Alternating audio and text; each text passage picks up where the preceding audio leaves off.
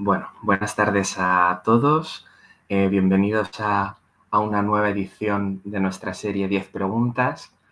Hoy vamos a estar con Eduardo Gutiérrez. Lo primero que voy a hacer es presentarle, porque muchos sabéis quién es, pero algunos me imagino que no le conocéis. Bueno, Eduardo Gutiérrez es actor y director de doblaje, así como director de teatro y locutor.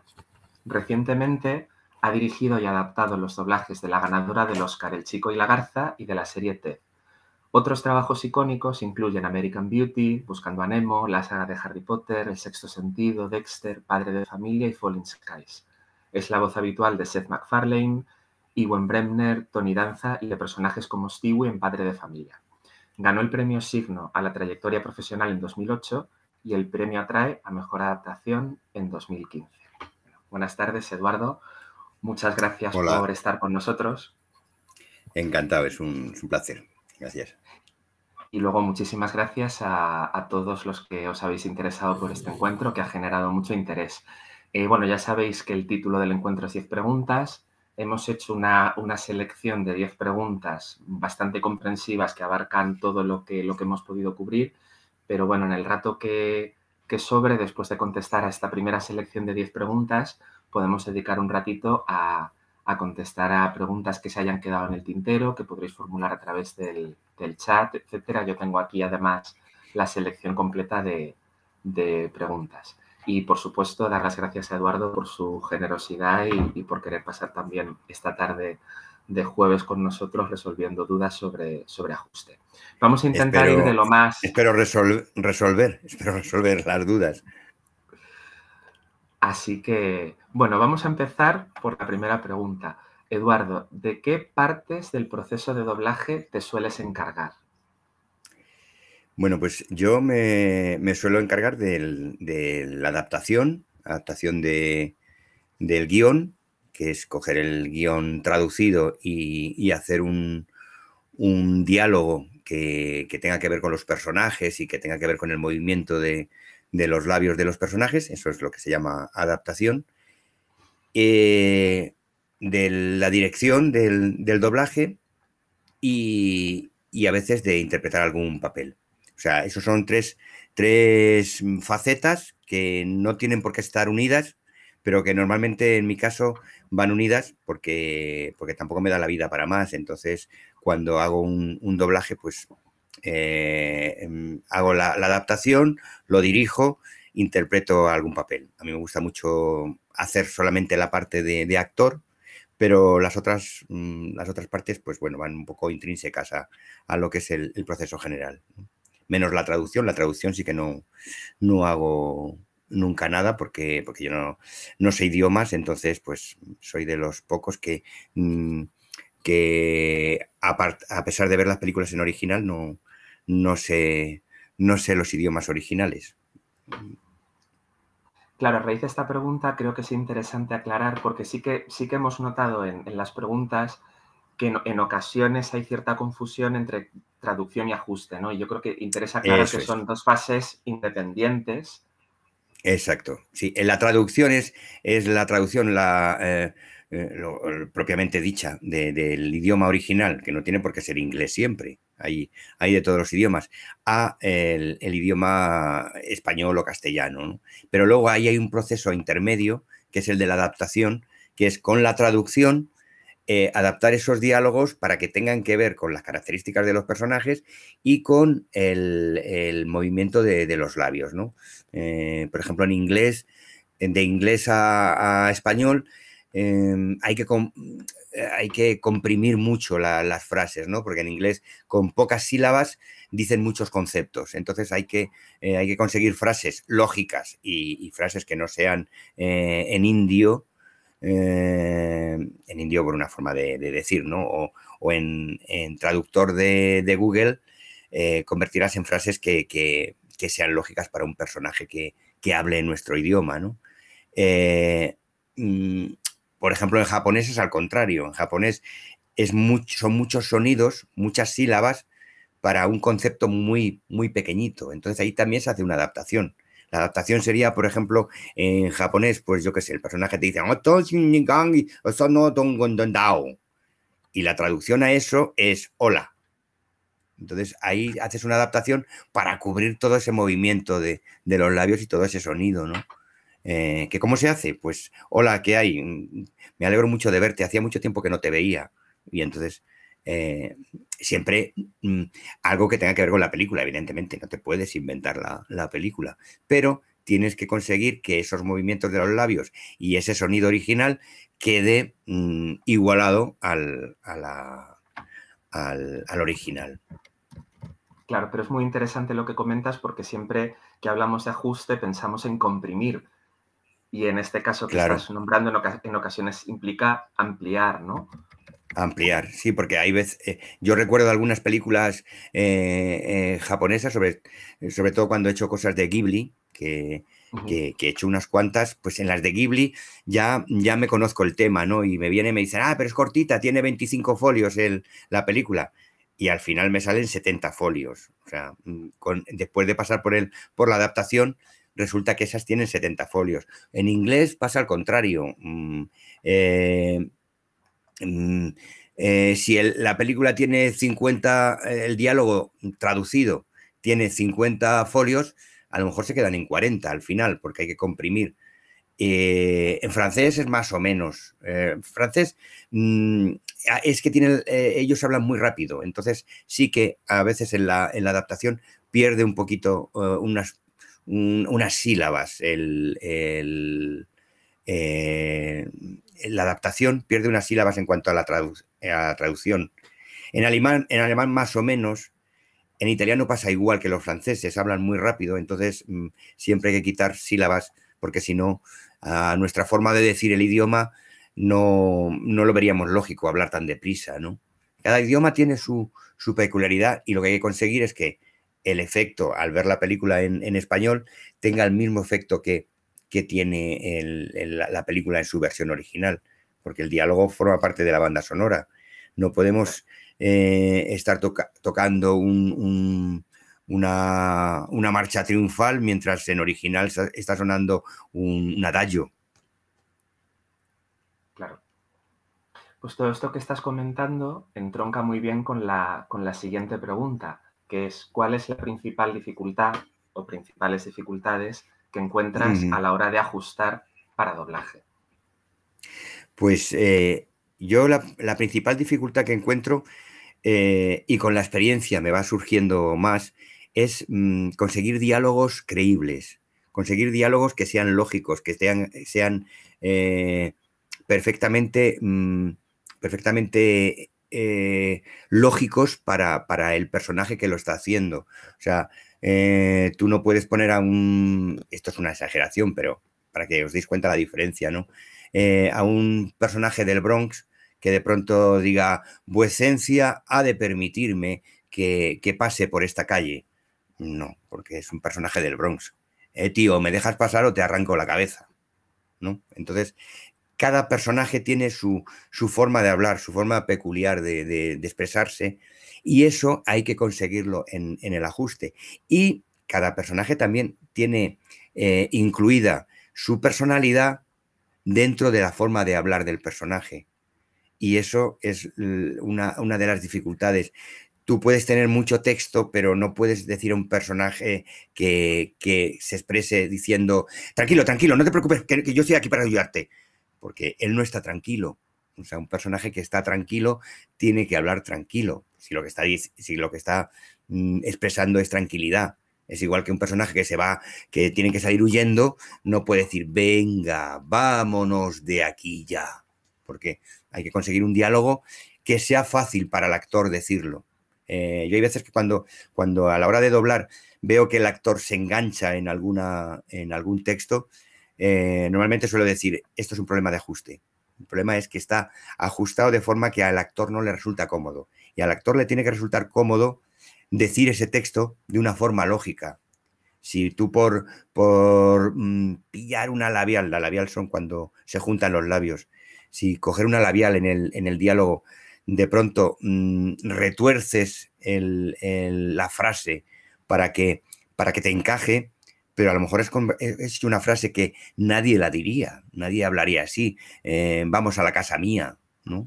porque el original termine con home y tú tienes que coger la labial de home. Y en un diálogo no puedes hacer que un personaje diga, vamos a la casa mía, porque coges el mía, pero esa frase es ilógica. O sea, conseguir la naturalidad en las frases es lo que me parece más difícil en cuanto al ajuste. Luego, la medida.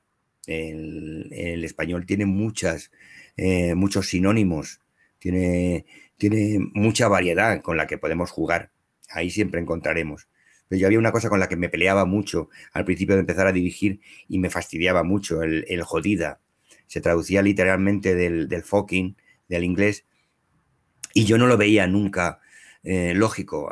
En España, por lo menos, no se dice la jodida puerta o el jodido teléfono en el ambiente normal de la gente, ¿no? Entonces yo peleé mucho ahí por meter otras expresiones como podían ser puñetera, puta, maldita, variedad para no usar siempre el jodida, jodida, jodida, jodida, ¿no? Entonces esa era una de ellas, ¿no? Hay una expresión, por ejemplo, en American Dad que yo la adapté porque la convertí en un latiguillo de un personaje, que era cada vez que en original decía Damen, en el doblaje decía Cowen. Entonces, era una forma de darle personalidad al personaje. Ya con esa expresión ya estabas creando un color, un carácter especial al personaje y una forma de decir que definía que estaba hablando ese personaje. Entonces, eso es una de las cosas, la naturalidad en la adaptación, ¿no? Sí, podemos decir entonces de alguna manera, ¿no?, que al final el ajuste o un buen ajuste al final es la base, ¿no?, de un buen doblaje, ¿no? Claro, porque esto es como una música. Tú puedes tener unos músicos excelentes, un director excelente, pero si no tienes una buena partitura, lo que vas a tocar es una disonancia, ¿no?, de sonidos, ¿no? Y obviamente para alcanzar esos resultados se requiere tiempo, ¿no? Ahora en un mundo en el que todo se hace con prisa, ¿no? No hay que olvidarse Claro, de que esto requiere cocinar a fuego lento, ¿no? Y a fuego esto, lento, porque sí, no, eso, que hay muchas veces que no lo encuentras a la primera, no encuentras la expresión correcta o ideal a la primera. Si no te dan ese tiempo, al final todo es una traducción con un arquetipo y que todas las cosas suenan igual. Yo ahora es una de las principales dificultades que encuentro de llevar mucho tiempo ajustando, que puede parecer, bueno, como lleva mucho tiempo ajustando, te resultará más fácil. No, ahora me resulta más difícil porque ya todo lo que me va surgiendo ya lo tengo hecho y digo, no, tengo que buscar formas nuevas, formas que den ese punto de novedad a este trabajo que estoy haciendo. Cada película es distinta, cada guión es distinto y hay que conseguir ese punto de diferencia entre un guión y otro. Esto me sirve para luego una pregunta que habrá que, que, que me ha llamado mucho la atención, una que me ha comentado Nico esa tarde antes de empezar. bueno, pues esto que estamos comentando tiene relación con la tercera pregunta, ¿no? Que es ¿cuánto tiempo Ajá. te lleva ajustar un capítulo de una serie? Bueno, una cosa es cuánto te llevaría, cuánto te dan en verdad, pero a grosso Sí, modo, bueno, ¿cuánto? yo tengo la suerte que me lo dan porque si no, no lo tengo acabado. Entonces, pues, he conseguido ese punto de decir, bueno, pues o tengo este tiempo o no puedo hacerlo, ¿no? Evidentemente podría hacerlo, pero mal. Ya eh, puedo permitir ese lujo de intentar hacerlo bien, ¿no? Hombre, por tardar, yo podía tirarme en un capítulo de 20 minutos, me podía pasar día y medio. De hecho, ha habido veces que me he pasado día y medio. Cuando no tengo otra cosa que hacer, pues lo hago, lo repaso, lo vuelvo a repasar. Pero normalmente, capítulo de media hora, o sea, de 20 minutos. Si es de humor, tipo Padre de Familia o American Dad, pues pueden ser 8 horas. Si es una cosa más liviana, más que no hay que buscar chistes, no hay que buscar referencias, no hay que, pues a lo mejor 20 minutos el ajustarlo pueden ser 5 horas aproximadamente. Una película de hora y media pueden ser 8 de 24, 36 o 48 horas. 36, pero si la película se complica, o puede ser pues una película en verso o tal, pues a lo mejor yo con la que más me he pasado ha sido 15 días. 15 días trabajando en una película porque era en verso, era Sueño de una noche de verano y entonces ahí había que buscar rimas y no valía cualquier cosa, porque había que jugar con los versos de Shakespeare y con la medida de Shakespeare. Y aquí sí que no te puedes, no puedes variar como en un libro, que tú puedes llevártelo a tu terreno y tal. Aquí es que tienes unos labios que hablan y unos personajes que actúan. Y si el personaje en un momento determinado está diciendo, tú tienes la culpa, no puedo hacer un diálogo en el que diga, tú tienes la culpa y yo voy a hacer. No, porque si te está apuntando a ti, no puede decir yo cuando apunta con el dedo. Eso hay que tenerlo también en cuenta a la hora de ajustar, que el movimiento del personaje, la acción del personaje, tenga que ver con lo que estás diciendo. Tú no puedes hacer que un personaje diga no cuando el personaje está haciendo así, sobre todo para nuestra cultura. Hay otras culturas en el que el no va con ese movimiento de cabeza. Tienes que buscar un diálogo en el que el personaje afirme porque está haciendo así con la cabeza en ese momento, ¿no? Entonces, pues digamos que más o menos es el tiempo ese. Digamos que cada 10 minutos, 4 horas. En una cosa que la quieras limar mucho. Hombre, si te dan un trabajo que dice lo tienes que hacer en 2 horas, pues lo haces en 2 horas, pero quedarán flecos por ahí de cosas que hay que limar. Claro. Bueno, pasamos a la siguiente pregunta. Esta es interesante sobre todo para los traductores, traductoras que están siguiendo el encuentro, que sois muchos, ¿no? Yo creo que interesa volver un momento sobre el concepto de que efectivamente hay dos fases. Hay una primera fase en la que se hace una traducción y luego lo que es el ajuste, que normalmente recae sobre el director. Hay traductores que ajustan también, no es tan habitual, pero ha habido de hace mucho. Yo siempre hablo de Guillermo Ramos, que en paz descanse, que era un grandísimo traductor, ajustador, letrista también de Barcelona. Y luego a veces, en ocasiones, hay una tercera persona, ¿no?, que puede hacer el ajuste. Pero es verdad que muchas veces lo habitual es que sea el director, ¿no?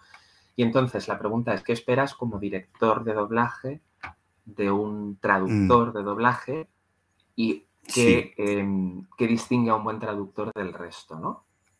vale, pues también aquí quiero aclarar que no es obligatorio que el director sea el ajustador de la película. Lo que pasa es que yo en mis trabajos lo prefiero porque a la hora de ajustar ya estoy planteando cómo son los personajes, qué es lo que quiero de cada personaje, que luego me sirve mucho a la hora de dirigir a los actores, ¿no? ¿Por qué he elegido una frase y no otra? Entonces, por eso yo intento siempre que dirijo una cosa, ajustarla yo. Y hay traductores muy buenos, hay traductores tan buenos que te ayudan mucho en el trabajo de ajuste porque te lo dejan casi ajustado. Lo único que tienes que hacer a la hora de hacer el ajuste es limar y dar todavía un poquito más brillo a eso que ya viene con brillo. Yo lo que pido al traductor que, que sea literal, pero, o sea, que no se invente. Y si se inventa algo o si me pone opciones, que me explique por qué ha hecho esa opción. Porque yo puedo escuchar una cosa en original y decir, no entiendo, ¿por qué me está diciendo, me ha traducido esto, llueve a cántaros, si yo estoy oyendo en original que es algo de perros y gatos? Oigo algo de perros y gatos y me dice que llueve a cántaros. Entonces, si me dice el traductor, en original dice llueven perros y gatos, pero es una frase hecha en inglés. Entonces ya lo entiendo, me ha ayudado mucho a la hora de ajustar, pero necesito esa comprensión de la literalidad, porque a mí me ayuda a saber que en original ha utilizado una frase hecha. Y entonces yo ya en la adaptación, pues como en este caso me puede venir muy bien lo que me propone el traductor, pero necesito saberlo, porque necesito saber que en ese momento hay una frase hecha. Entonces, yo lo que le pido al traductor que, que sobre todo en lo básico, en lo que es la raíz, la esencia del diálogo, mm, eh, me lo, mm, me lo deje bien claro. O sea, incluso puede hacerme una traducción literal, pero a continuación decirme, esto es una frase hecha que significa tal cosa, ¿no? Entonces, en eso me ayuda muchísimo a la hora de adaptar.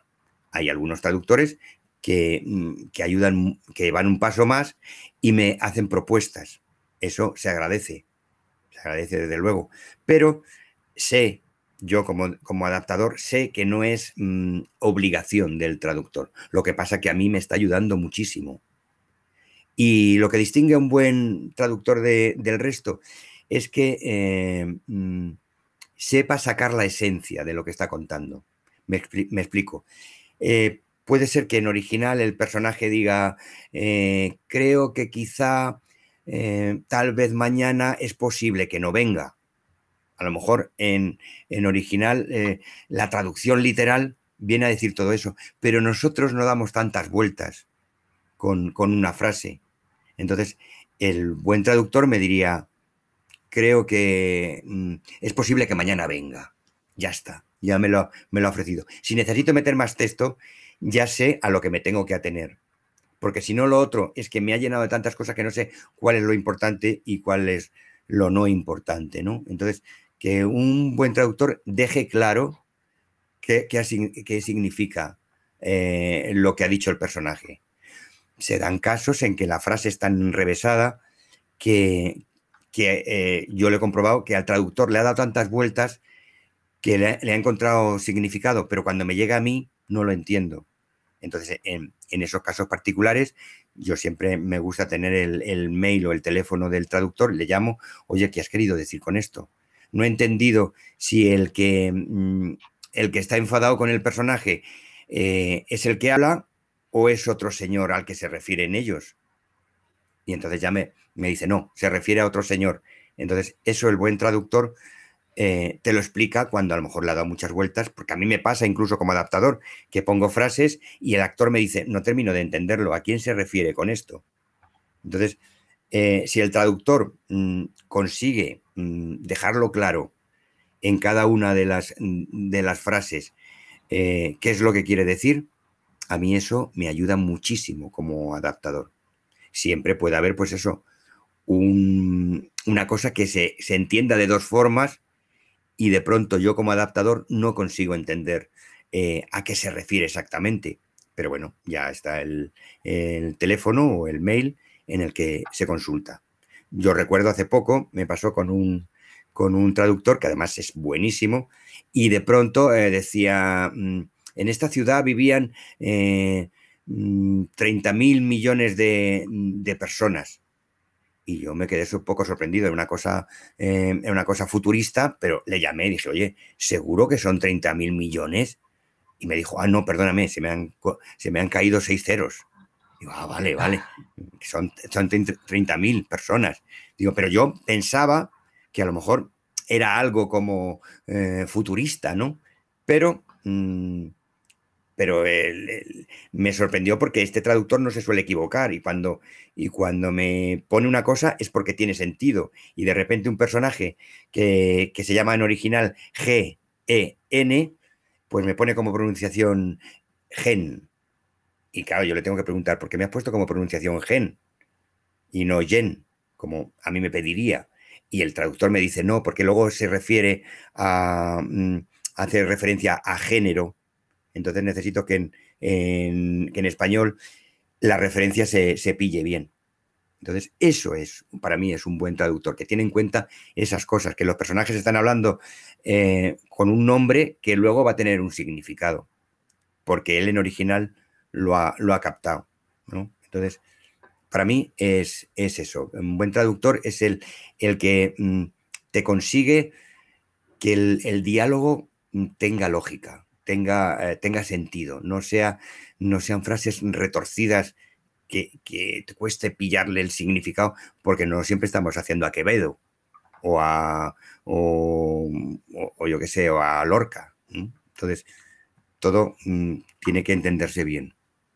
Claro. Curiosamente, esta anécdota que acabas de comentar me la contó el traductor en cuestión hace unos días, pero me Claro, la contó para explicar qué bien se trabaja cuando hay mucha comunicación entre el traductor y el comunicación. adaptador, como sé que tú trabajas y como sé que trabaja él, ¿no? Entonces, esto no es Sí, una pregunta del guión, pero me parece interesante comentarlo, ¿no? Lo importante que es esa comunicación y cómo claro. esos profesionales como tú, como, bueno, podemos nombrar al traductor, creo, ¿no? Sí, Javier Volmitsky. Pérez Alarcón, ¿no? Que Sí, los profesionales que hacéis ese esfuerzo por comunicaros entre vosotros, ¿cómo repercute eso en la calidad del resultado final, verdad? claro. Ah, y también quiero aclarar que a veces a lo mejor algún traductor puede pensar que el adaptador está cercenando su obra o su trabajo, ¿no? Pero no, un buen adaptador no piensa en cercenar ni ponerse por encima del traductor. Digamos que le está dando un pulimento al trabajo que ha hecho el traductor para darle todavía más brillo, ¿no? Porque cuando un adaptador cambia algo es porque tiene necesidad. Por lo menos en mi caso, yo no pretendo enmendar la plana a nadie, ¿no? Entonces, igual que yo como director, cuando de repente llega un actor y no da exactamente el tono que yo esperaba a tal frase, también tengo que entender que el actor pone de su parte, pone su emoción y en ese momento le pide que la emoción sea así, ¿no? Entonces, a lo mejor de mi cabeza se va el tono, no la intención. La intención y la emoción es la que tiene que ser. Pero a lo mejor se va del tono que yo daría. Pero yo tengo que tener suficiente manga ancha como para decir, todo es susceptible de mejorar o de darle un poquito más brillo, ¿no? Hay otro traductor que trabaja también mucho con nosotros que dijo una frase que me impactó mucho y es, no hay una traducción perfecta.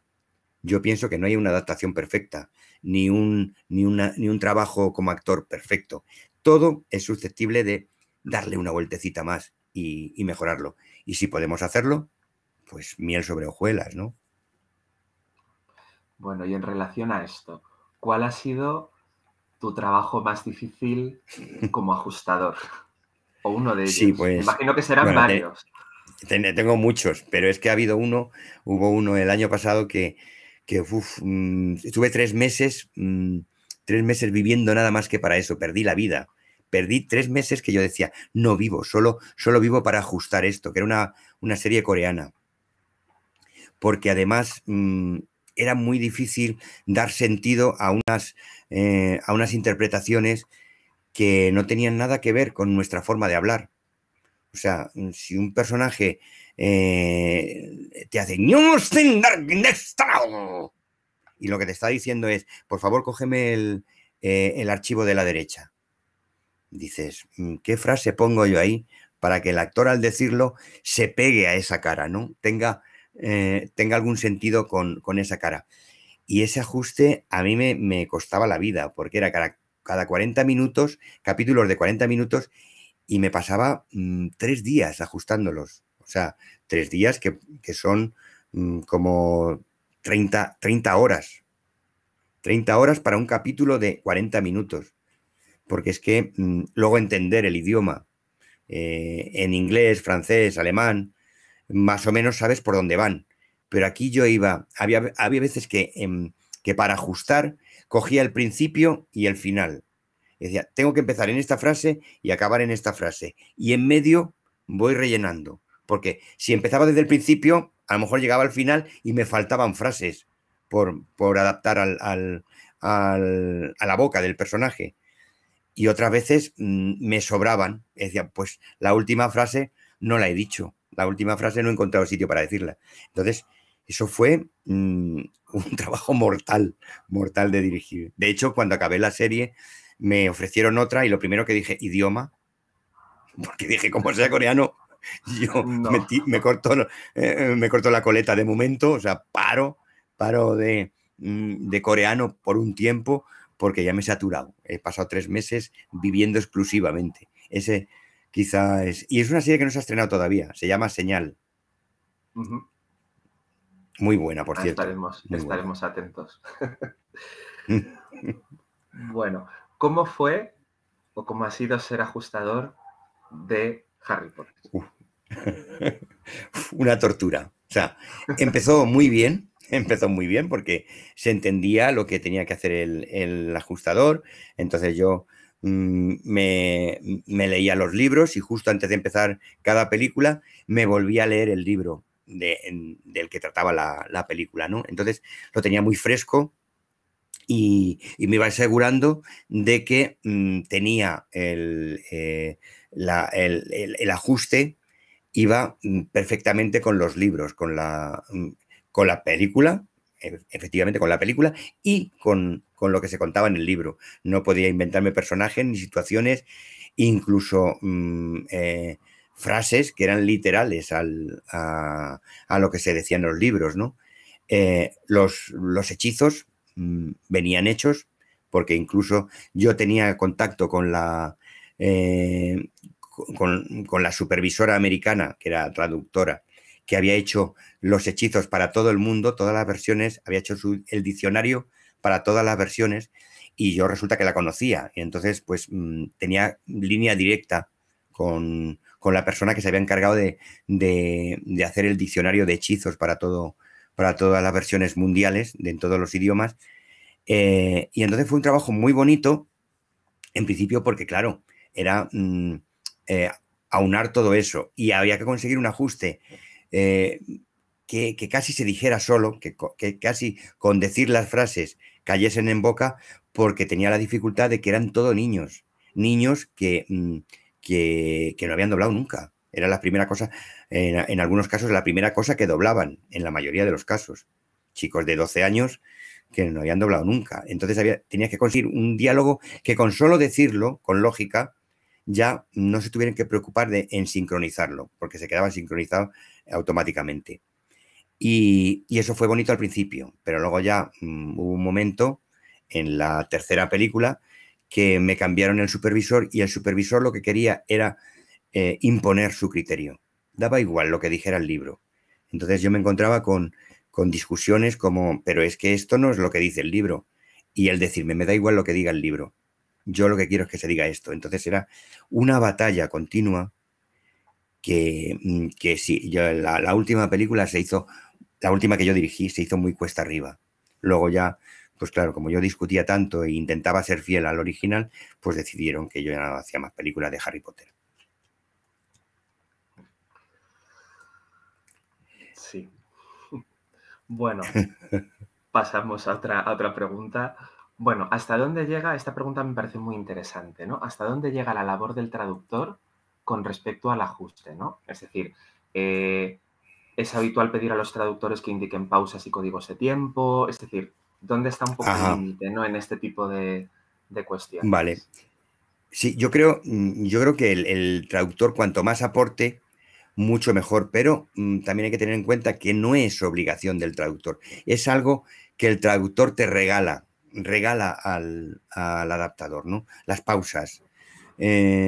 Los códigos de tiempo, pues hombre, vienen muy bien porque además el traductor trabaja con un guión original donde muchas veces le vienen los códigos de tiempo, entonces te ayuda mucho a la hora de ajustar, saber dónde empieza el texto, dónde acaba, dónde entra otro personaje. Eso es un plus que el traductor te da, pero también soy consciente de que no es obligación del traductor. Como cuando hay un chiste, un giro, una gracia, se lo agradezco mucho y me da mucha confianza y incluso pienso que es de buen traductor si de repente te da opciones, ¿no? Entonces te sale un nombre que en original tiene como un doble sentido y él te ofrece algún nombre en el que tenga ese doble sentido, porque te está dando información de que lo que están jugando en original es con ese con ese juego de palabras, ¿no? Entonces, si te lo ofrece, pues mucho mejor. Si no, que te lo aclare. Y, y hay traductores que tienen tan buen oído que te lo dejan en medida te lo dejan clavado. O sea, yo reconozco que hay traductores con los que trabajo que digo, si yo llevara este guión a la sala y dijera que está ajustado, se lo creerían, porque te lo dejan pseudo ajustado. Lo que pasa que yo como ajustador tengo que hacer mi trabajo y a eso que me ha ofrecido el traductor, que es una traducción impecable porque va con el movimiento de los labios, tengo que limarlo todavía más y darle, mejorarlo si cabe, porque todo es susceptible, como os he dicho antes, de mejorar. Todo se puede mejorar, no hay nada perfecto. Entonces, la misión del traductor es darte un texto que se entienda y que sea español, no sea traducción de Google. Porque ahora ya traduce muy bien el Google, ¿eh? Pero de todas formas, que pones a traducir cosas, dice, entiendo el sentido, pero esto no lo diría nadie. Un buen traductor consigue que eso parezca que está escrito para ese personaje. El buen traductor tiene que conseguir que las frases fluyan y que al oírlas las entiendas. Si tienes que andar pensando dónde está el sujeto, dónde está el predicado, aquí de repente no tenemos el objeto directo de la frase, no tiene relación con el verbo, tal, mal. Entonces, el buen traductor tiene que conocer la gramática del español perfectamente y conseguir que las frases sean español, no sea comanche, no sea traducción comanche, ¿no? Que es lo que llamo cuando de repente frases no se entienden las. Y dices, ¿por qué está el las ahí al final? Si es al principio, las frases no se entienden. Eso pienso que es lo que necesita un buen traductor, porque ahí te está ayudando mucho para el ajuste. Claro, efectivamente, y que todo sea, que suene real, verosímil, ¿verdad? Exacto. Bueno, ¿te has encontrado alguna vez ante un proyecto en el que la barrera lingüística es evidente, pero que al traducirlo al castellano se pierde el sentido? Por ejemplo, que en el original hablen en español y hay personajes que no lo entiendan. Me suena que sí. Sí, varias veces. Por ejemplo, hubo una vez en Dexter que tenía una complicación gordísima porque llevaban a un latino a la comisaría y le interrogaban. Y entonces todo lo que hablaba el latino se lo traducían a los policías. Entonces, claro, yo tuve dos opciones. Una era que convertir al latino en mexicano era, además, convertir al mexicano en brasileño y que hablase portugués, y entonces por eso no lo entendían y tenían que traducir, pero es que después hablaban de una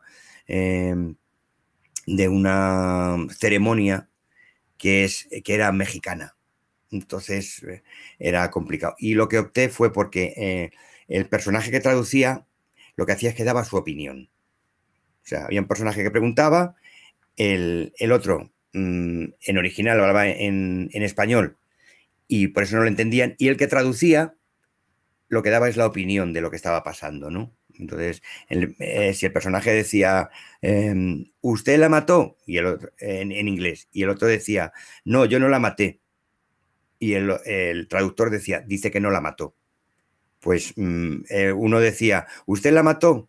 En perfecto español. El otro contestaba en perfecto español, no, yo no la maté. Y el otro, en vez de traducir, decía, eso es lo que dice siempre. En la anterior interrogatorio dijo lo mismo. En ese caso, pues se soluciona así. Otras veces lo que haces es que cambias el personaje mientras no te salga una pizarra, sea un profesor de español, y te salga en la pizarra el español, pues puedes convertir en una frase en vez de lengua, en el que estén enseñando en español, pues la clase les están enseñando gramática o les están enseñando francés, si no sale la pizarra. Convertir lo que en original es español, convertirlo en francés. Pero yo recuerdo que una vez hubo una película que era una coproducción europea y esa ya se complicó un poco más, porque además había una actriz española y eran todos actores de distintos países de Europa y era un circo y el circo iba pasando por todos los países. La chica protagonista se enamoraba de otro de los chicos del circo y la chica protagonista era española. Cuando venían a España iban a que una vidente les echara las cartas.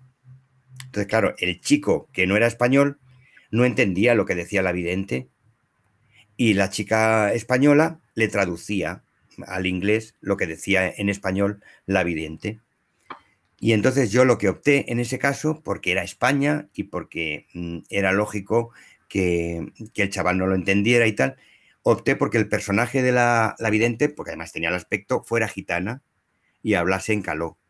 Estuve buscando diccionarios de caló y tal, y conseguí un diálogo para la gitana para que el otro no lo entendiese. Y entonces cuando en original decía en perfecto español la gitana, decía, veo un río. No, aquí hay un río. Pues yo lo más parecido que encontraba en caló es diquelo pañí, que significa veo agua. Y entonces la gitana decía diquelo pañí. El chico miraba con cara de asombro, no entiendo nada, y la chica decía, dice que ve agua. Y entonces así, creando un diálogo, lo que en original era inglés-español, aquí era español-caló. Entonces, tienes que buscarte las mañas para esas cosas, porque ante todo lo que tienes que conseguir es que el carácter, el efecto, la emoción de la escena sea la misma. Personaje que no entiende otro idioma y si lo tienen que traducir o no se entera de lo que están diciendo, ¿no? Entonces, si consigues ese efecto de la escena, pues ya está. Que en original habla español y en la versión doblada habla francés. Bueno, pero no hemos cambiado el sentido a la película, ¿no? Lo que queda claro También es la importancia de la creatividad, ¿no? Que es un trabajo claro. muy creativo en el fondo, ¿no? Bueno, en el fondo y no tan en el fondo, claro. Sí, es que por eso creo que la ventaja es que si tienes una buena traducción, el ajustador puede utilizar más el aspecto creativo, porque si la traducción es mala, el ajustador bastante tiene con poner en orden esas frases que no hay quien las entienda, ¿no? Entonces, cuando a mí me dan una buena traducción, yo se lo agradezco mucho al traductor porque digo, me puedo centrar en mi trabajo, que es de darle una vueltecita más a la creatividad y al brillo de ese diálogo que va a ser nuestro, que va a ser de los dos. Porque yo pienso que cuando termino un ajuste, el ajuste no es mío solo. El ajuste es reflejo de una buena traducción que haya tenido o de una mala. Y de repente el ajuste queda picha, pero es que lo que tenía como base era bastante cutre, ¿no? Entonces, si el traductor me lo da bien traducido, ahí podemos hacer maravillas entre los dos, pero nunca pensaré que el guión es mío, ¿no? El guión es de los dos. De hecho, en la SGAE cobramos a medias, el traductor y el adaptador. Claro. Es un trabajo en equipo, ¿no? Bueno, pasamos a hablar de otro de tus proyectos. Esta pregunta originalmente nos la formularon en relación al subtitulado, que es algo de lo que no te ocupas tú, pero igualmente creo que es una pregunta interesante, ¿no? Si existe alguna directriz en la traducción del lenguaje soez y sexual en la serie Padre de Familia. Sí que lo hay, porque ya no es una directriz que venga escrita o impuesta, pero es un poco el criterio de quien hace el ajuste y hace la traducción. La propia intuición o conocimiento del medio ya te hace darte cuenta. Y yo, por ejemplo, como adaptador, la directriz que me marco, porque lo he visto durante los 20 años que llevamos de la serie, vamos, ya me di cuenta en la primera temporada, pero la intento mantener sería, por ejemplo, que el lenguaje soez y sexual se intuye, pero no pasamos al límite de lo vulgar, de de lo chabacano, ¿no? De la falta de la falta de gusto, digamos, eh, de lo, de lo, de lo sucio, sí, de vulgar, de lo vulgar, ¿no? Siempre hay un puntito. De hecho, yo creo que he dicho, en todas las temporadas habré dicho 10 tacos. El resto no están dichos nunca, siempre van competido. Y tengo cuidado de no meter un taco, porque sí, porque fácilmente me lo aceptaría la serie, ¿no? Unos personajes que siempre están muy al límite, pero siempre conseguir ese punto medio de lo hemos dicho, o sea, sabes que lo hemos dicho, pero no lo hemos llegado a decir, que creo que es la gracia de la serie, ¿no? Yo, por ejemplo, me podría haber metido muchas veces la palabra follar, pero la cambio por chingar, tal, otras cosas que significan lo mismo y al cerebro le producen lo mismo, pero no lo cargo, no me gusta cargarlo de chabacanería o de vulgaridad, ¿no? Incluso Entonces puede quizás resultar esa más sea, gracioso, ¿no? claro, porque si a las 10 veces que lo hemos dicho estaba muy justificado, ¿no? Estaba muy justificado porque en ese momento lo pedía o los personajes se escandalizan o hay un choque claro, ¿no? Pero si no es necesario, es mejor atisbarlo que dejarlo claro, ¿no? Es eh, saborearlo a empacharte de ello, ¿no? Intento que haya un equilibrio y que no nos pasemos mucho de tacos. Es preferible jugar con las distintas variables que tiene una palabra a utilizar la más vulgar, ¿no? Como decía Cela, Camilo José Cela, un coño se puede utilizar, pero hay que utilizarlo cuando hay que utilizarlo. Si lo utilizas en todas las frases, pierde sentido, ¿no? Entonces, es mejor tener ahí esa arma que la puedas utilizar en un momento determinado de decir, ¡ey, coño! A estar todo el rato, coño, coño, coño. En cambio, también tengo que reconocer que hay otra serie de McFarlane, que es la de Ted, y en la de Ted ya ahí se permite ir un poco más, porque el personaje da la sensación de que podría ser un inadaptado que no está, no sigue los cánones del resto de la gente que está alrededor. Entonces, ese personaje, el oso, sí se permite ser soez. Porque además es el oso guarroso, ¿no? El oso mal hablado. Eso da pie a que ese personaje sí tenga más tacos o más vulgaridades que otros personajes. Pero en Padre de Familia juegan un poco con estar al borde de tal. Cuando a mí me dice la gente, anda que no soltáis tacos en Padre de Familia, yo le digo, revísatelo, porque no se han dicho tantos. Están todos ocultos o entrevelados ahí, que parece que se dicen, pero no se dicen. Creo que esa es la directriz que marcamos con Padre de Familia, con el ajuste y la traducción, claro. Bueno, pasamos a la siguiente pregunta. Esta nos la ha formulado también más de alguna persona, ¿no? ¿Qué formación recomiendas a una persona que tiene estudios de traducción, pero que le gustaría trabajar como ajustador? Pues yo en este caso lo que recomendaría es hacer algún curso de doblaje, porque entonces entenderás perfectamente lo que es sincronizar, porque hay un error muy común y es que pasa mucho en publicidad también, ¿no? En publicidad te dan unos textos que dices, vamos a ver, yo esto no soy capaz de decirlo en 20 segundos. Ya, pues el creativo lo ha dicho, ya, pero el creativo lo ha dicho en su cabeza. No es lo mismo decirlo de cabeza que luego hacer que la boca diga esas frases, ¿no? Entonces, cuando eso se comprende, luego ayuda mucho.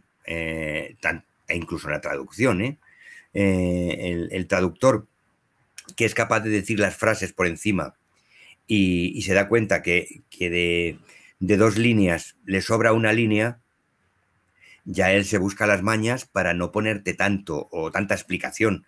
Y si, como pasa en inglés, que todos los personajes empiezan con el nombre del personaje al que se dirigen, pues ya evitas poner el nombre.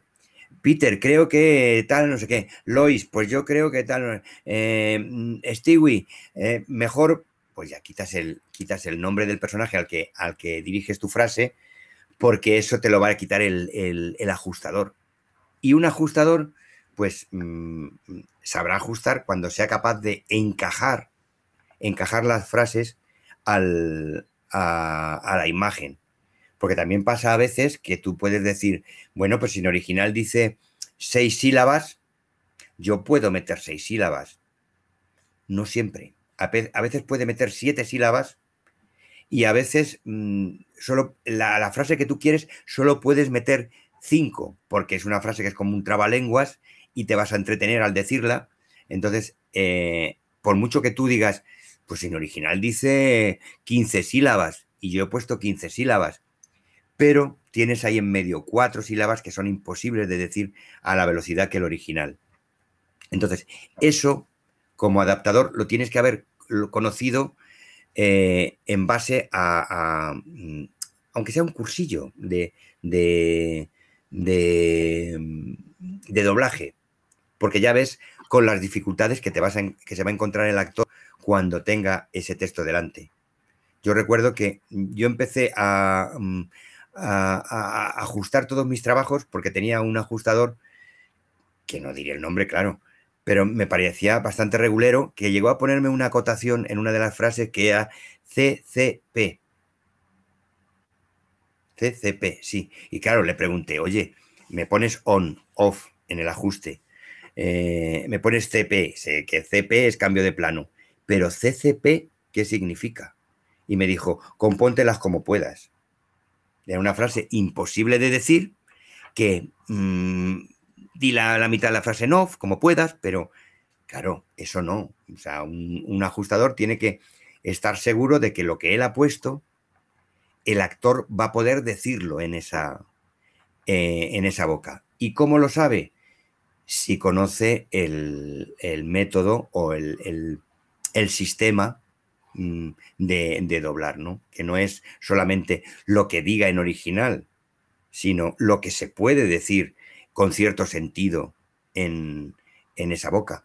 Me pasó con una niña, y es la única pista que daré porque a lo mejor lo pilláis, una niña que se doblaba a sí misma en una película que había hecho en Estados Unidos, y entonces la verdad que la niña era un cielo, pero tenía un problema, que la madre era su coach, fue su coach al rodar la película en Estados Unidos. Y entonces, al ver el ajuste, la madre se empeñaba en que dijéramos lo mismo que habíamos dicho, que había dicho la niña en original. Y como no era la frase literal a lo que había dicho en original, la madre me protestaba y yo ya lo tuve que decir, mire, es que esa frase literal, ella no es capaz de decirla con la misma lógica que diría esta. Significa lo mismo. Vale que no está la frase compuesta igual, pero es que es imposible decir esa traducción literal, decirla en esa boca, porque la niña la tiene que decir mucho más deprisa y va a perder todo el sentido. Solo va a estar preocupada de decir muchas letras en un corto espacio de tiempo. Y yo lo que le propongo es que diga ese significado en el espacio de tiempo y con la lógica que lo ha dicho en la versión original. En este caso es que la madre no entendía el concepto de doblaje, ¿no? Claro. Por eso la madre, hasta que lo entendió, me pasó con Rosy de Palma igual. Se intentaba doblar, se dobló en una película y ella quería decir exactamente lo mismo que había dicho en francés. Y me costó que hiciera unos cuantos takes para que comprendiera que no podía decir exactamente lo mismo, porque si no, su boca iba a ir por un sitio y su sonido de voz iba a ir por otro. Entonces, por eso es importante para un para, para alguien que sabe traducir y comprender qué es la adaptación, que lo haya vivido en sus carnes y Claro, que comprenda el método. eso es. Bueno, y dentro del plano de la formación, ¿no? Ahora tenemos el tema de la inteligencia Vale. artificial, ¿no? Y otra pregunta es, bueno, los estudiantes de TAF se encuentran, de TAF de traducción audiovisual, se encuentran desmotivados, ¿no? Ante la amenaza de la inteligencia artificial, ¿no? ¿Cómo afrontarías este tema en Ujú. clase y qué consejos les darías para enfrentarse a esta realidad en cuanto accedan al mercado laboral? Ujú. Pues esto nos pasa también a los actores de doblaje. De hecho, ahora tenemos una lucha ahí para conseguir que no, que no utilicen nuestras voces para entrenar a las inteligencias artificiales, porque entonces tendríamos el trabajo de mañana lo tendríamos perdido, ¿no? Yo lo que en estos casos recomiendo, y de hecho es una cosa que yo empleo mucho a la hora de hacer una adaptación, y es que conseguir tal nivel de calidad, tal nivel de buscar algo nuevo, algo que tú puedas aportar que no lo aporte la inteligencia artificial. A mí me pueden estar contando un manual de un monitor de televisión y me da igual cómo me lo cuenten. Pero si me están contando un documental, una historia, yo qué sé, cualquier tema audiovisual, quiero, reclamo o me atrae mucho más alguien que se esté expresando de una forma lógica y atractiva, atractiva en cuanto a que está utilizando expresiones lógicas y no está siempre utilizando la misma plantilla de la inteligencia artificial. La inteligencia artificial al final es una plantilla inmensa, porque ya tiene capacidad de coger datos de muchos sitios, pero nunca será tan fresca o tan innovadora como lo que es la humana. Entonces, los diálogos humanos, los que escribe un ser humano, siempre tienen su punto de únicos, de especiales en cada ocasión. Eso, la inteligencia artificial lo único que va a hacer es copiar lo que ya está hecho. Entonces yo diría que lo que tenemos que conseguir es la excelencia y conseguir unos textos y unos diálogos o unas narraciones, lo que corresponda, que entren bien al que los está escuchando. Para eso hay que conocer mucho la gramática y estar al tanto de lo que se habla en la calle, de lo que habla la gente normal. Porque si no, estaríamos escribiendo siempre el mismo libro. Y eso, a la hora de la verdad, al oyente, pues si le parecen todos los trabajos iguales, pues lo tenemos perdido ante la inteligencia artificial, que es más barata. Se tirarán a la Claro, inteligencia artificial.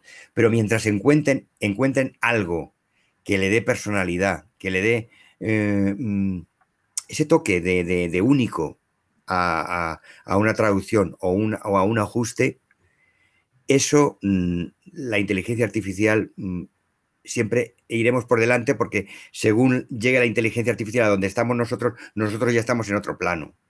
No sé si queda más o menos claro, pero es conseguir que nuestro trabajo no sea repetitivo.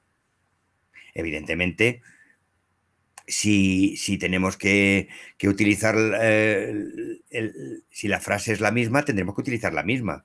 Pero si estamos haciendo un documental de leones, la inteligencia artificial te puede traducir perfectamente y sería lógico. El león cruza la sabana. Al otro lado de la sabana, el león se encuentra con la cebra. La cebra huye de nuestro amigo el león.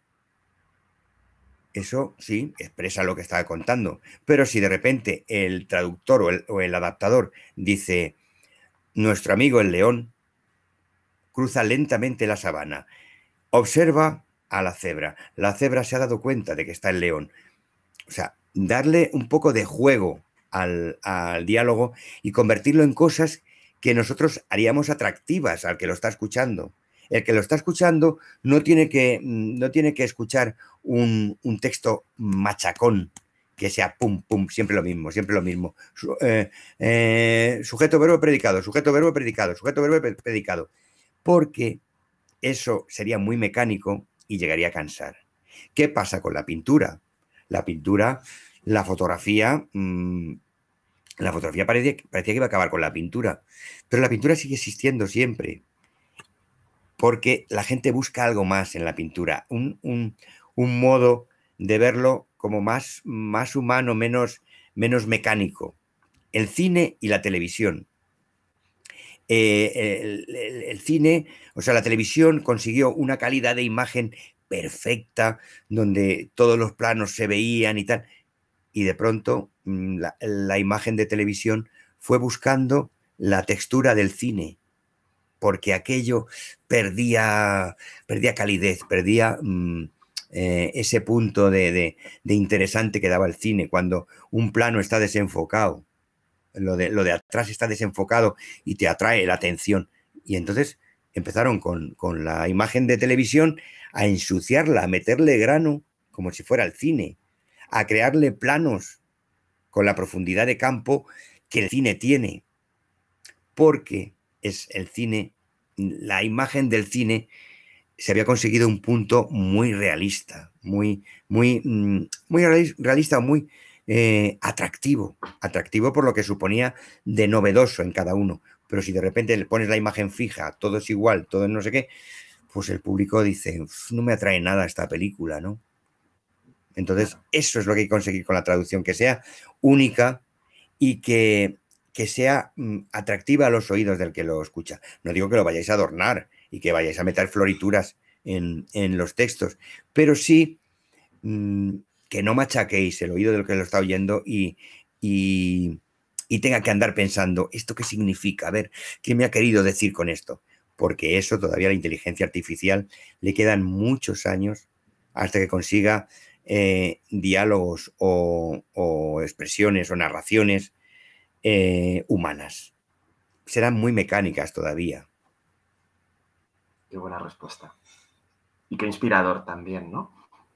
Hombre, es que hay que sobrevivir con la esperanza en algo, ¿no? Claro, totalmente. Bueno, estamos llegando al final. Si a Eduardo le parece bien, podemos abrir una ronda muy rápida de 5 o 10 minutos de preguntas. Bien. Y si os parece, mientras formuláis alguna pregunta, algo que se haya quedado en el tintero a través del chat, voy a dedicar 2 minutitos a explicaros algunas de las actividades que tenemos previstas próximamente, por si hay alguna persona interesada. Entonces, nos interesa mucho hablaros, por cierto, de esta iniciativa, que va a ser nuestro primer congreso internacional dedicado a la traducción y adaptación de canciones. Un congreso en el que vamos a reunir a profesionales de todos los países. Bueno, uno de los profesionales que estará es Eduardo, porque él ha traducido películas en verso y vemos que hay una conexión muy interesante también. Entonces, esto será el 10 y 11 de mayo, será a través de esta misma plataforma y os haremos llegar la información por si os interesa profundizar en la traducción y adaptación de canciones. Y ya en relación a al ajuste en sí, no podíamos dejar de nombraros. Ya llevamos desde la Escuela de Doblaje de Canciones y la Escuela de Traducción Audiovisual ya unos 6 años trabajando y profundizando en la formación en traducción y ajuste para doblaje. Y en mayo y junio volvemos con una nueva edición de este curso, nuestro curso profesional de traducción y ajuste para doblaje, con un profesorado, con un elenco de profesores muy potente, entre los cuales se encuentra Eduardo. Este curso está dirigido sobre todo a traductores que quieran conocer el proceso completo y luego también tenemos una formación específica para actores de doblaje que quieran aprender a ajustar en la que Eduardo también es formador. Todas estas formaciones además culminan en un estudio de doblaje donde trasladamos los textos para que se pueda recorrer el proceso completo, ¿no? Y aprovecho para comentaros también que desde la escuela hemos publicado el primer manual de traducción y adaptación de canciones para doblaje y teatro musical. Entonces, Toda la información de estas actividades os la haremos llegar también. Bueno, vamos a ver, como os decía, no nos va a dar tiempo de contestar a todas las preguntas, pero bueno, podemos seleccionar 2 o 3 y luego compartiremos la charla en nuestro canal de YouTube. Había una que preguntaba algo de si lo que ves en la pantalla es una hamburguesa que parece un Hubo bistec una en un mundo polémica con este irreal. tema, ¿no? Sí, hubo una polémica hace poco con esto que yo vi por Twitter. No la he seguido mucho. No sé Sí, si, yo Eduardo, tú no estás la conozco, familiarizado. pero no, pero me ha llamado la atención la pregunta porque no sé exactamente de qué va la polémica. Que si lo que se ve en la pantalla parece un bistec y es un mundo irreal y tal, pues lo que hay que respetar ahí es qué dicen en original. Si en original citan directamente hamburguesa, va a ser una hamburguesa. Si se inventan una palabra, pues habrá que inventarse una palabra que tenga ese significado, porque lo que estás captando es la emoción o el concepto de es una palabra inventada. Podemos trasladarlo de es una palabra inventada a nuestra traducción ajuste, ¿no? Pero si la palabra en original es claramente hamburguesa, yo cogería hamburguesa, porque a lo mejor es un error que el director ha pretendido que ocurra, que sea así exactamente, ¿no? Si el director ha querido que el personaje no sepa lo que es una hamburguesa o lo que es un bistec, tú le vas a corregir y ya quitas el carácter del personaje, ya lo conviertes al personaje en un personaje listo, un personaje que sabe lo que es una hamburguesa o sabe lo que es un bistec, a no ser que tenga algún sentido, ¿no? Pero si el original, ahí lo que hay que irse es al original. Si el original ha dicho la palabra hamburguesa, hay que respetar la palabra hamburguesa. Yo hay veces que a lo mejor lo veo y digo, pues es que en España no entendemos eso como hamburguesa. Entonces, pues bueno, como tampoco tiene mucho que ver en la trama y lo que veo es un sándwich, pues digo un sándwich y ya está. Pero cuidado porque a veces nos podemos cargar la trama, ¿no? Entonces, tienes que estar seguro a la hora de cambiar un nombre, ¿no? Porque de pronto te puede aparecer en otro capítulo o en tal y resulta que tiene un sentido. Que de repente te viene un personaje y te dice, mira que no sabe diferenciar una hamburguesa de un bistec. ¿Y cómo solucionas eso después de que 3 capítulos anteriores lo has cambiado por bistec? Creo que por ahí va puede ir la diatriba, ¿no? Sí, ya te digo, yo sé que existe esa polémica, pero no estoy familiarizado con Claro, ella. yo acabo de ver ahora que lo han hecho referencia, no lo sabía. Otra pregunta es sobre qué sugerencias puedes hacerle a un traductor para facilitar al máximo el trabajo del ajustador. Bueno, algunas cosas yo creo que las has ido nombrando, ¿no? A lo largo Vale, sí, de pues la un poco, entrevista, ¿no? creo que a lo mejor me repito, pero creo que sea conciso, que no se embarque en adornos innecesarios que a lo mejor el ajustador lo va a tener que quitar porque no ve forma de colarlos en la boca, ¿no? Que sea conciso, que sea claro y y que la gramática esté bien. Luego ya, si pone los códigos de tiempo o las pausas, ya no lo considero del todo necesario. También reconozco que hay sitios, estudios donde lo piden o lo exigen, porque así se evitan que haya un ajustador, porque ya viene el guión ajustado. Me pasó una vez que me dijeron, no, ya viene ajustado. Y cuando lo vi dije, no, esto no viene ajustado. Viene muy bien traducido, pseudo ajustado, pero esto no va a pasar por manos de un ajustador, porque así se evitaban el pagar a un ajustador. Digo, a mí no me importa que lo ajuste un traductor, pero que cobre por el ajuste. No le van a pagar solo la traducción y va a hacer 2 trabajos en uno. Entonces, lo que... la uno con otra que he visto por ahí también, lo de on, off, cambio de plano y tal, yo no siempre lo hago. Por eso en mi caso, prefiero ajustarlo porque yo luego sé con los actores que me voy a encontrar. Y hay actores a los que les perturba mucho encontrarse muchas cosas escritas porque es como, tengo en un montón de paja, tengo el diálogo y tengo que ir limpiando. Al mismo tiempo que lo voy diciendo, tengo que ir limpiando. Entonces yo cuando ajusto, pienso en quién va a estar, qué actor lo va a hacer, la rapidez del personaje. Y hay veces que me cargo on, off, porque si no estaría en cada frase metiendo 3 on y 2 off. Eso en una frase de 2 líneas, con tanto on, off, te despista mucho. Entonces, hay veces en los que cambia tanto de plano que digo, mira, pongo los más evidentes donde, donde al actor no le vaya a importunar seguir leyendo, porque si no, el actor te dice la parte que me on, off, debido a eso último on, y te lo lee todo. Alguno de repente me lo he sobrecargado y me ha dicho, me lo dice así el texto, y digo, no, pero lo de off, y me dice, pues no me lo pongas. No me lo pongas porque como tengo que leer muy rápido, yo echo la vista al papel rápida para luego ir a la pantalla y de pronto me encuentro con cosas que me impiden ver la frase tal cual, ¿no? Entonces, si es algo muy definido o tal, yo soy partidario de poner on, off. Pero si no es muy definido, si en una frase te va a estar cambiando de plano 3 o 4 veces, mejor no lo pongas porque has cortado la frase 4 veces y lo has llenado de paja todo, que al actor le cuesta mucho hacer una primera lectura. Me pasa igual que con los gestos. Yo hay veces que es gesto, gesto, gesto, 7 veces el símbolo de gestos. Pues yo suelo compendiarlo todo y cambio esos 7 por un gestos en plural. Porque al final el actor no va a leer las veces que pone la G, no la va a leer, va a estar mirando la pantalla. Entonces le va a ayudar más mirar la pantalla y que estar contando 1, 2, 3, 4, ya llevo 5, no le da tiempo a eso, va tan rápido que no da tiempo. Entonces, o está muy claro y es gesto, gesto, pausa, gesto, o si es gesto, gesto, gesto, gesto, gesto, yo no los pongo todos.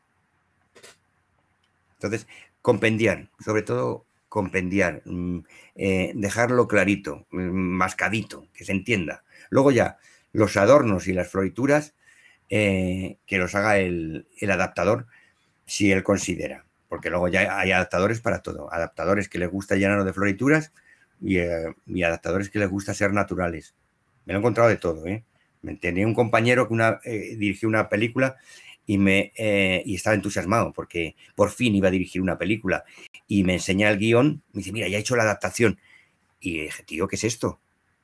Y dice, pues la adaptación del guión, digo, pero está en verso. Y dice, sí, es que para que quede más bonito. Y digo, tío, pero es que es una peli porno. Había hecho el texto de una peli porno en verso, por darle más, para quedar mejor. Hombre, hay que saber con lo que se trabaja, ¿no? Entonces, Claro. siempre lo que el producto requiera. Y si ves que no requiere más, tampoco te te excedas o te encumbres. Es decir, con esta voy a conseguir, ya no te van a dar el premio de literatura, ¿eh? O sea, vas a hacer un trabajo, un trabajo audiovisual. Claro. Bueno, pues Eduardo, muchísimas gracias por tu tiempo, por compartir todo tu conocimiento. Como siempre, es un placer enorme escucharte. Encantado. Un Ya veo por gusto. los comentarios que la charla ha sido interesante, así que muchísimas gracias a todos y esperamos volver a coincidir.